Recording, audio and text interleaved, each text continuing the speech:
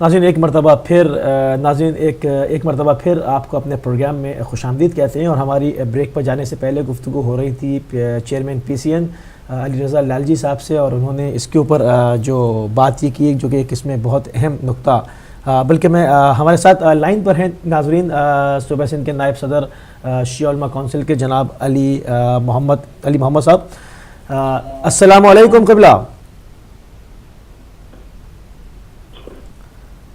جی السلام علیکم۔ وعلیکم السلام۔ جی علی محمد صاحب، آپ کو ہم اپنے پروگرام میں خوش آمدید کہتے ہیں، اور ابھی جی بہت شکریہ۔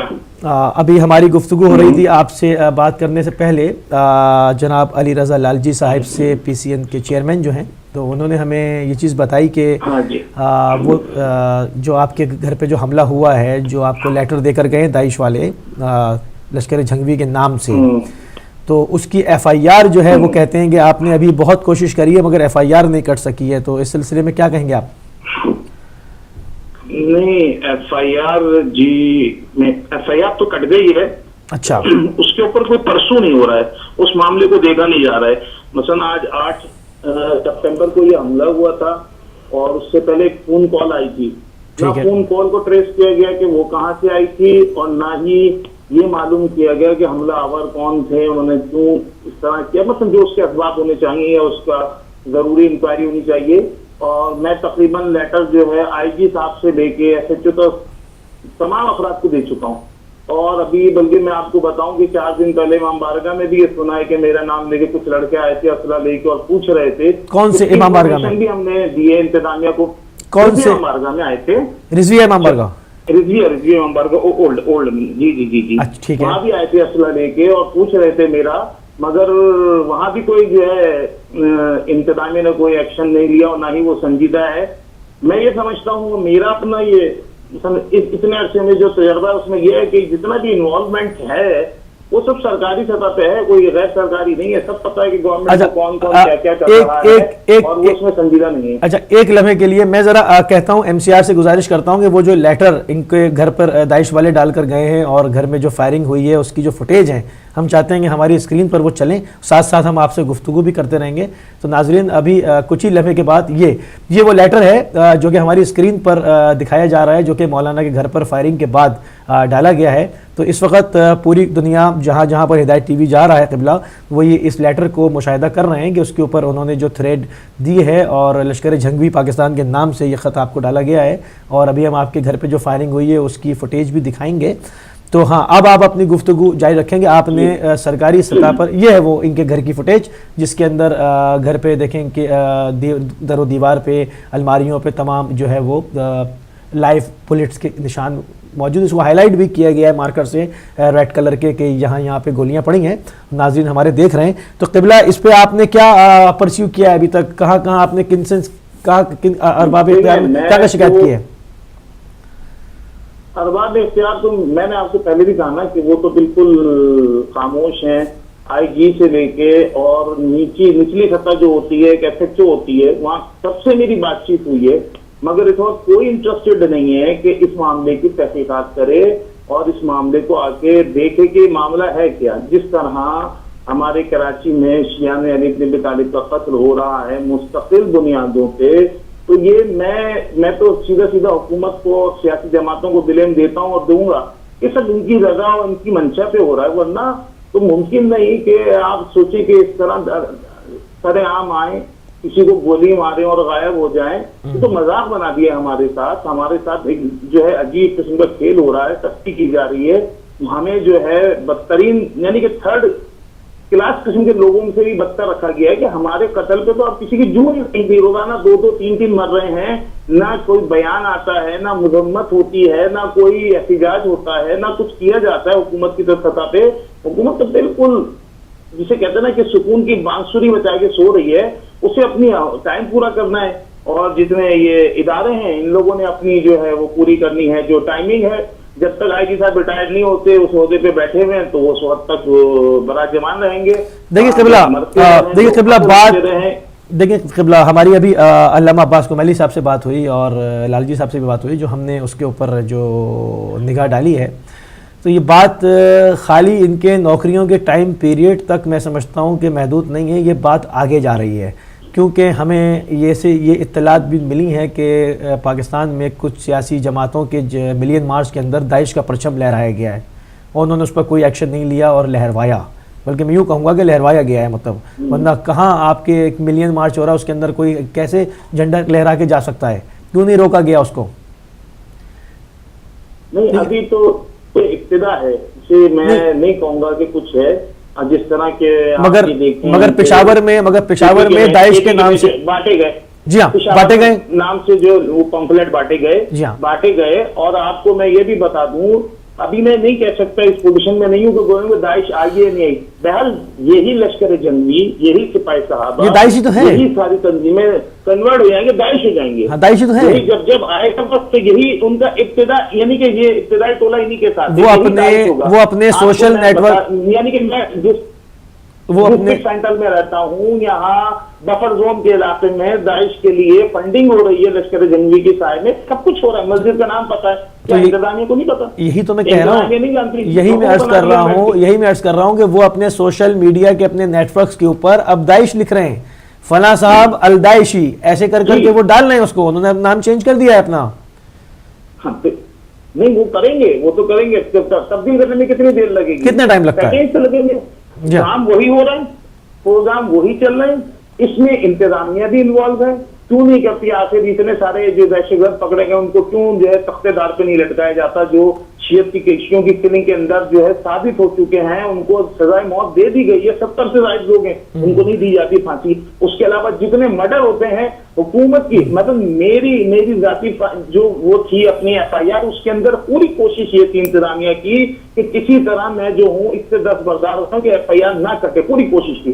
جو ہمارا شہید ہوتا ہے ایس ایچ او لے لیں، ڈی ایس پی لے لیں، ایس پی لیول تک کے لوگ آج کے دھمکانے کی کوشش کرتے ہیں کہ اگر آپ کسی کا نام ڈالیں گے تو دیکھیں اگلا بچہ مارا جائے گا، یہ ہو جائے گا، وہ ہو جائے گا، پوری کوشش ہوتی ہے کہ کسی نہ کسی نامعلوم جو ہے افراد کے خلاف کٹے اور وہ کونے میں جا کے دب جائے فائدہ۔ اور اس کے بعد ہوتا کیا مذاق بنتا یہ ہے، اگلا جو ہمارے ساتھ ثانیہ و مذاق ہے وہ یہ ہے کہ ہمارے ہی لڑکوں کو گرفتار کیا جاتا ہے اور ہمارے ہی لوگوں کے قتل میں انوالو کر کے شو کر دیا جاتا ہے کہ جناب سبت جعفر کے قتل میں یہ شیعہ آدمی شامل تھا، فلاں کے قتل میں یہ شیعہ آدمی شامل تھا، نہ اس کا رابطہ، نہ کوئی اس کا تعلق، نہ کوئی وجہ قتل سمجھ میں آتی ہے، مگر ڈالا جا رہا ہے۔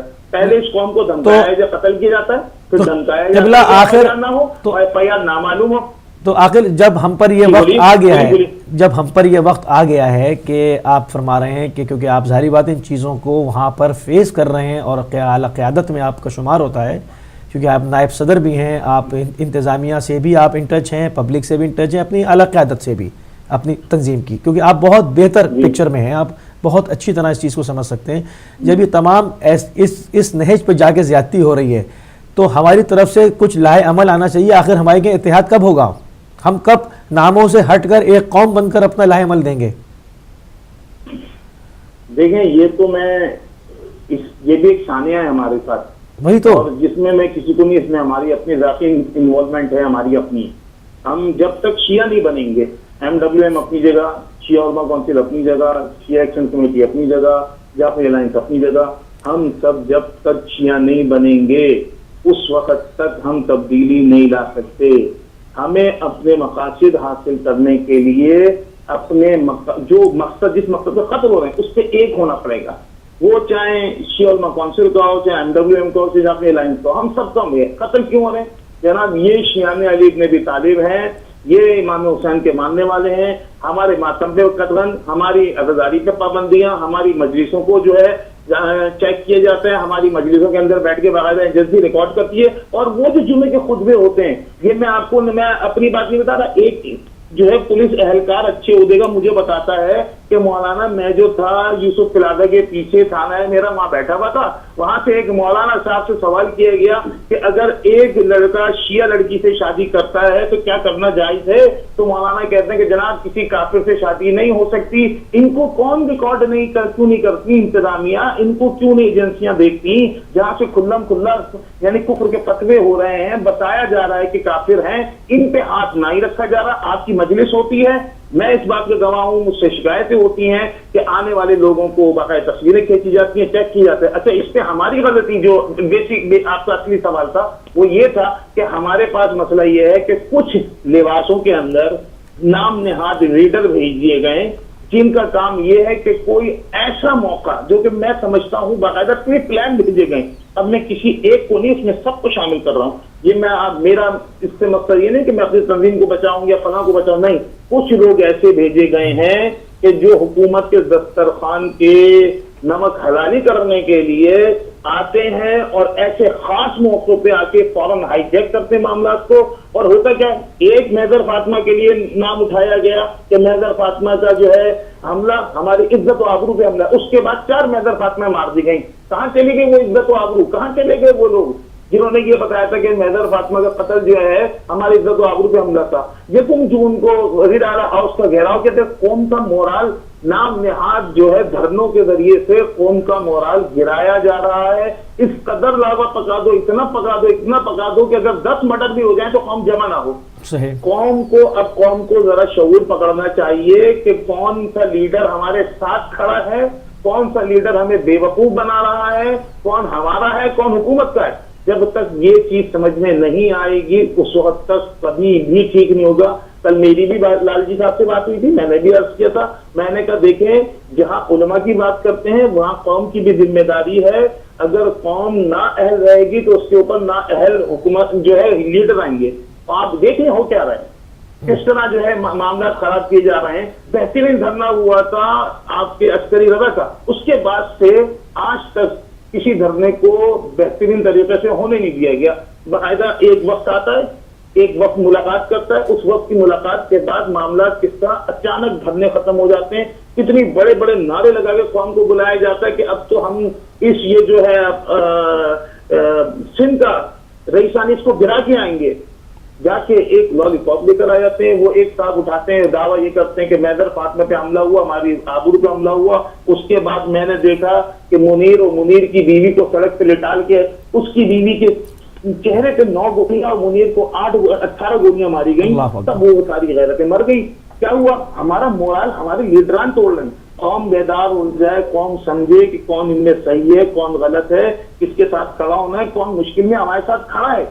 مسئلہ یہی ہے. میرا میرا میرا میرا دکھ، میرا درد یہ ہے کہ قوم نہیں سمجھ رہی. مثلا میرے گھر پہ حملہ ہوا، آپ کو پتہ ہے انڈیا میں کتنا خوف مچا ہوا ہے کہ کوئی گھر دینے کو تیار نہیں ہے شیعہ اپنا. حیران ہوں میں شیعوں کو کہ کل اگر مولا حسین کے ساتھ ہوتے تو یہی کرتے کہ مولا، کیونکہ آج تک لڑائی جو ہے یزید سے، لہذا مجبوری ہماری ہے کہ وہ حاکم وقت ہے. یہاں کی جو تنظیمیں ہیں وہ انوالو ہیں، خالی انتظامیہ نہیں، یہاں کی تنظیمیں، سیاسی تنظیمیں انوالو ہیں، یہاں کی انتظامیہ انوالو ہے، یہاں کی پولیس انوالو ہے. یہاں جاکیاٹ پہ حملہ ہوتا ہے تو اندرونی ایلیمنٹس کے ذریعے سے حملہ ہوتا ہے، جی ایس کی پہ حملہ ہوتا ہے تو اندرونی ایلیمنٹس کے ذریعے سے ہوتا ہے. اب کس کے بعد جا کے روئیں گے؟ صرف ایک رونا رہ گیا ہے کہ میں ہمیشہ کہتا ہوں کہ سب کے ساتھ میں پیچھے چلنے کو تیار ہوں. میں یہاں نمائندگی کر رہا ہوں، میں کہہ رہا ہوں میں پیچھے چلوں گا. آپ آگے بڑھو اور آگے کچھ کرنے والا کام کرو. یہ باتیں تو ہم لوگوں نے بہت ساری کرنی، یہ عملی اقدامات. اب لوگ کہتے ہیں آپ کیا کر رہے ہیں؟ میں کروں گا تو میرے پیچھے قوم آئے گی.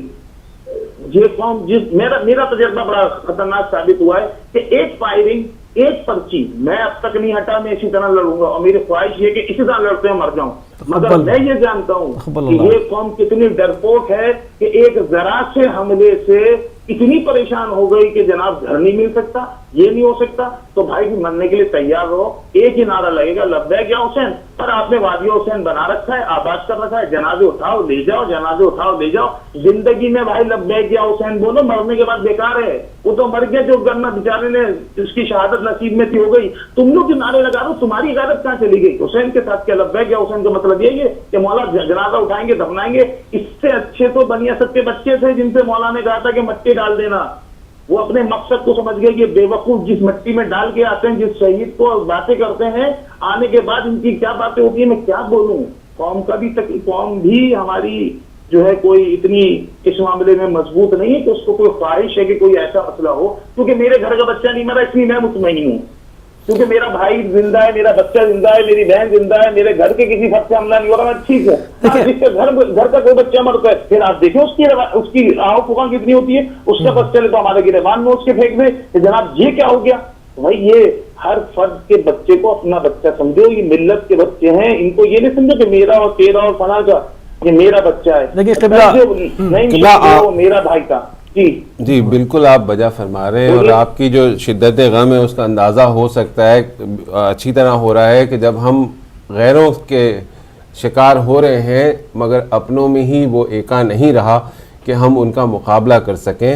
بات آپ بالکل بجا فرما رہے ہیں, لیکن کیا آپ سمجھتے ہیں کہ اس کا حل کیا ہے؟ آخر وہ کون سا ایک نقطہ ہوگا جس پہ یہ تمام تحریکیں, ہماری جتنی بھی پولیٹیکل پارٹیز ہیں جو ہماری اہل تشیع کی ہیں اور جتنی بھی تحریکیں ہیں, وہ کس طریقے سے کسی ایک نقطے پہ جمع ہوں گے اور حالات کا مقابلہ کریں گے؟ آپ کیا سمجھتے ہیں وہ کون سا نقطہ ہونا چاہیے؟ وہ کون سا, جیسے ابھی ہماری گفتگو ہوئی تھی کمیلی صاحب سے, انہوں نے بھی کہا کہ میں آل پارٹی کانفرنس بلاؤں گا, جو کہ تمام چیزیں ہوتی رہی ہیں ماضی میں بھی اور وہ ہمارے اتحاد کا سبب نہیں بنی ہے. آپ کیا سمجھتے ہیں کہ وہ کون سا ایسا پلیٹ فارم یا کون سا ایسا پوائنٹ ہوگا جس پہ بھی تمام شیعہ تنظیمیں اور شیعہ پولیٹیکل پارٹیز جو ہیں وہ ان کا اتحاد ہو سکے؟ میں آپ سے اس کے اگینسٹ سوال کروں کہ مجھے یہ بتائیے ہمیں قتل کیوں کیا جا رہا ہے؟ آپ لوگ تو میڈیا سے وابستہ لوگ ہیں, آپ بتائیے کہ قتل کرنے کی وجہ کیا ہے؟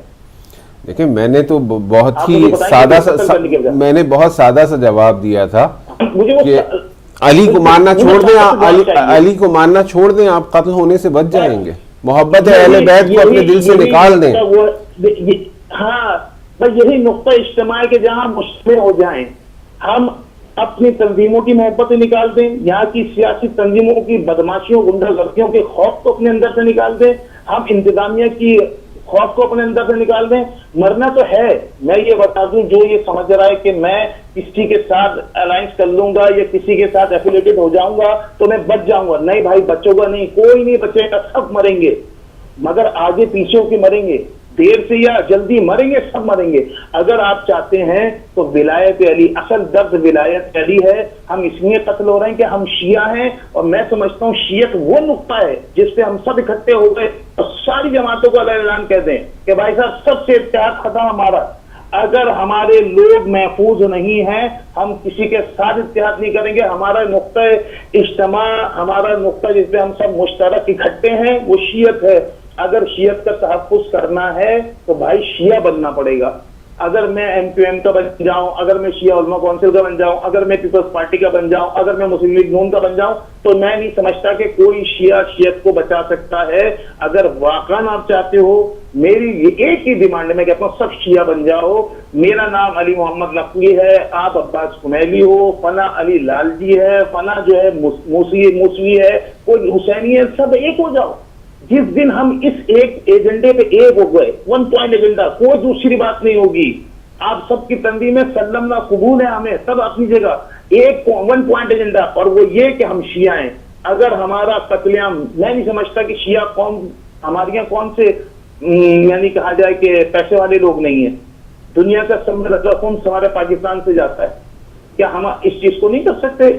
پیسہ ہمارے یہاں موجود ہے, طاقت ہمارے یہاں موجود ہے, افراد ہمارے یہاں موجود ہیں, ذہین افراد جنہیں کہا جائے. یہ سب چیزیں میرے حساب سے ٹکے ٹکے کی ہیں, چاہے وہ دنیاوی اس لحاظ سے آپ دیکھیں گے تنظیموں سیاسی, ان سب سے مقابلہ کرنا میرے نزدیک کوئی مشکل کام نہیں ہے, مگر ہمیں کمزور بنا دیا گیا ہے.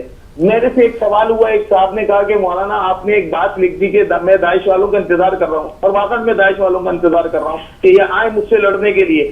میں یہ کہتا ہوں, انہوں نے مجھ سے کہا آپ ہم مظلوم ہیں, کوئٹہ والوں کی ہم مظلوم ہیں, آپ ہماری مدد کریں. میں نے کہا بھائی یہ میرا نعرہ نہیں ہے کہ میں مظلوموں کا ساتھی ہوں, تم اپنے دو ہاتھوں سے کچھ نہیں کر سکتے تو میں کیا کر سکتا ہوں.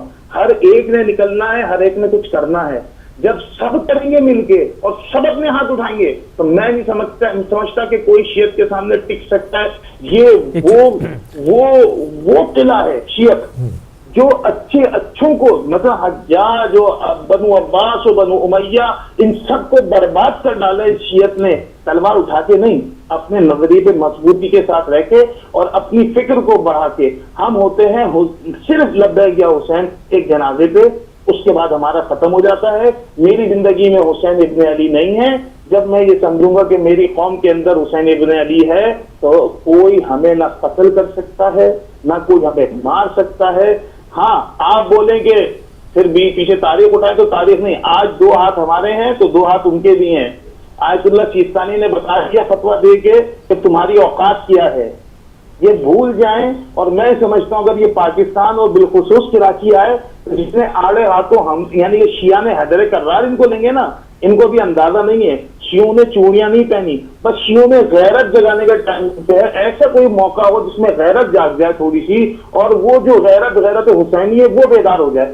یقیناً دیکھیں قوم کے اندر ایسے مولانا صاحب معذرت چاہتا ہوں, خطا کلامی ہوئی ہے.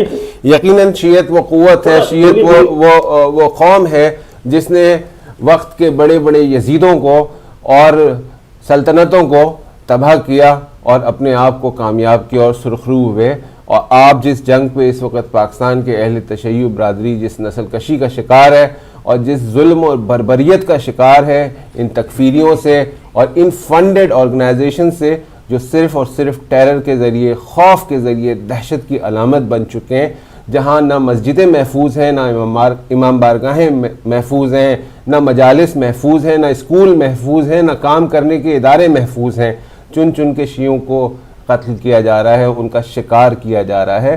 اور افسوسناک بات یہ ہے کہ ہم ایک پوائنٹ پہ متحد نہیں ہیں, لیکن ہم اس کی کوشش ضرور جاری رکھ رہے ہیں. جیسے کہ آپ کی باتوں سے بات ہوئی کہ شیعہ وہاں متحد ہوتا ہے جہاں پہ وہ نعرہ حیدری لگاتا ہے اور یا علی کہتا ہے اور پھر ان کی ڈگر پہ چل پڑتا ہے.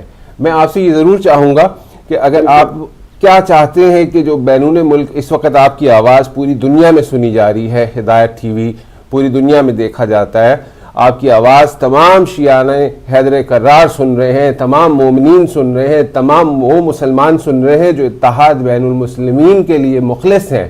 آپ ان کو کیا پیغام دینا چاہتے ہیں کہ وہ اپنے ان ممالک میں رہتے ہوئے کس طریقے سے اپنی آواز احتجاج بلند کریں حق کے لیے؟ پاکستان میں شیعوں کی نسل کشی کے خلاف وہ کس طریقے سے آپ کا ساتھ دے سکتے ہیں, کیا کہیں گے آپ؟ دیکھیں, میری تو اس سے پہلے جو آپ کی علی صاحب سے اور علی لاجی صاحب سے بات کی, مجھے نہیں پتا داعش کے حوالے سے, مگر داعش نے جتنا نقصان اہل سنت کو پہنچایا ہے اتنا شیعوں کو نہیں پہنچایا, اور ابھی بھی وہ اتنا ہی نقصان جو شام میں پہنچا رہی ہے وہ اہل سنت کو پہنچا رہی ہے. سب میں زیادہ اس نے انہی کے لوگ جو ہے شہید کیے. اگر یہ یہاں آتی ہے تو میں یہ سمجھتا ہوں کہ تمام شیعہ اور سنی اتحاد اپنا برقرار رکھیں. یہ ایک ایسا جملہ ہے جس کو بڑا لوگ کہتے ہیں کہ یہ تو وہ جملے ہیں جو فارمیلٹی میں بولی جاتے ہیں. میں فارمیلٹی میں نہیں بولنا چاہ رہا, میں واقعاً شیعوں سے کہہ رہا ہوں, میں واقعاً اہل سنت سے کہہ رہا ہوں کہ بھائی میرا گھر اجڑے گا, آپ کے بچے یتیم ہوں گے, میرے بچے یتیم ہوں گے, آپ کے افراد قتل ہوں گے, میرے افراد قتل ہوں گے. ہم اس کے آگے بند باندھیں پہلے سے, اور وہ بند ہر طرح سے باندھ رہے ہیں, چاہے وہ معاشی لحاظ سے ہو, چاہے وہ میں سمجھتا ہوں کہ عنوان جنگ ہو, یا آپ حالت جنگ میں, حالت سکون میں نہیں, آپ حالت جنگ میں کہ آپ کو قتل کیا جا رہا ہے, آپ کے لوگوں کو مارا جا رہا ہے, تو جنگ کا جواب آپ امن سے نہیں دیں گے, شر کو شر کے ذریعے ہی سے ٹالا جائے گا, مارنے والوں کو مارنے کے ذریعے ہی ختم کیا جائے گا. جی بولیں. قبلہ ایک آخری سوال ہے آپ سے کہ دیکھیں جہاں تک آپ نے فرمایا بالکل ٹھیک ہے, آپ نے آیت اللہ سیستانی صاحب کے فتوے کا بھی ذکر کیا, تو وہ کیا اور جہاں پر ہم ابھی دیکھ رہے ہیں کہ وہ اہل سنت کو بھی نشانہ بنا رہے ہیں, جیسے ابھی ایک کراچی یونیورسٹی کے ڈین کو انہوں نے نشانہ بنایا, وہ ایک فکر کو ختم کر دینا چاہتے ہیں. اور سیکیورٹی, جہاں تک آپ نے یہ بھی کہا کہ سیکیورٹی فورسز کے بھی اندر وہ سب پینیٹریٹ کر گئے ہیں, ہم ابھی یہی بات اور لوگوں سے بھی کرتے چلے آئے, تو ہمارا اب کیا لائے عمل ہوگا کہ ہم کس طرح سے اس خطرے کو روکیں گے, جبکہ سیکیورٹی فورسز کے اندر بھی ان کے لوگ ہیں, گورنمنٹ کے اندر بھی ان کے لوگ ہیں, بیوروکریٹس میں بھی ان کے لوگ ہیں, تمام سیاسی پارٹیوں میں بھی ان کے لوگ ہیں, جب سب مل کے آپ کے خلاف ہیں تو یہ ایک تنہا شیعہ و سنی مل کے کس طرح سے اس خطرے کو روکیں گے؟ یہ میرا آپ سے آخری سوال ہے, کیا لائے عمل ہوگا؟